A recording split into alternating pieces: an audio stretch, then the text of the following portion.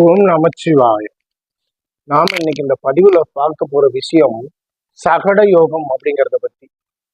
சகட யோகம் அப்படின்னா என்ன அப்படின்னு கேட்டீங்கன்னாக்கா, குரு பகவானுக்கு சந்திர பகவான் 6, 8, 12ஆம் இடங்கள்ல இருக்கிறதும், சந்திர பகவானுக்கு குரு பகவான் 6, 8, 12ஆம் இடங்கள்ல இருக்கிறதும் சகட யோகம்னு சொல்லும். இந்த சகட யோகம் என்ன பண்ணும் அப்படின்னு கேட்டீங்கன்னா, இந்த சகட யோகம் ஆகப்பட்டது பார்த்தீங்கன்னாக்கா, அதாவது இதுக்கு பேர் வந்து சக்கர யோகம்னு சொல்றோம். இது எந்த மாதிரி ஒரு விளைவுகளை தெரியும் அப்படின்னு கேட்டீங்கன்னாக்கா, அவமானங்களையும் துன்பங்களையும் கொண்டாந்து கொடுத்துட்டு போயிடும். இது அவமானங்கள், துன்பங்கள், உயிராபத்து இது போல விஷயங்களை கொண்டாந்து கொடுத்துட்டு போயிடும். இந்த சகட யோகம் எந்த மாதிரி நேரத்துல வேலை செய்யும் அப்படின்னு கேட்டீங்கன்னாக்கா, இவர்களுக்கு இந்த குருதசா சந்திரபுத்தி சந்திரதசா குருபுத்தி வர காலங்கள்ல பாத்தீங்கன்னாக்கா, ஒரு பெரிய துன்பத்தை கொடுக்கறதுக்கும் அவமானத்தை கொடுக்கறதுக்கும் வழிவகை செய்யும் அப்படின்னு சொல்லுது.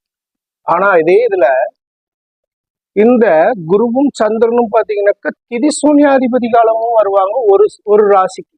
அது எந்த ராசி அப்படின்னு கேட்டீங்கன்னாக்கா எந்த திதி அப்படிங்கிறதுக்கு இருக்கு.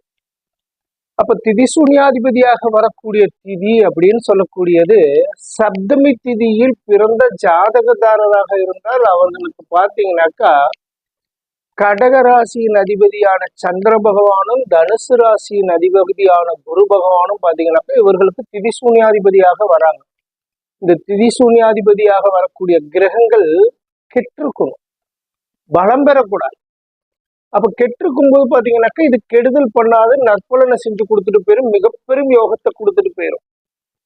அதுவே இந்த சப்தமி திதியில் பிறந்தவர்களுக்கு குருவும் சந்திரனும் கடகத்துக்கும் தனுசுக்கும் பரிவர்த்தனையா இருக்காங்க. அப்ப அவங்க பாத்தீங்கன்னாக்கா பரிவர்த்தனையில் பலம் பெறுறாங்கன்னு அர்த்தம்.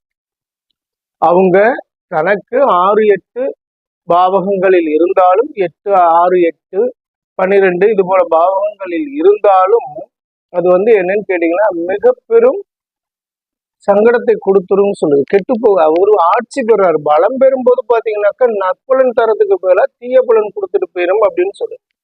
அதனால இந்த சகட யோகம் உள்ள ஜாதகதாரர்கள் இந்த குருதசா சனி புத்தி இது சந்திர புத்தி சந்திரதசா குரு புத்தி வரக்கூடிய காலங்கள்ல கவனமா இருந்து ஆலய வழிபாடு பண்ணிக்கிறது அப்படிங்கிறது நல்லது.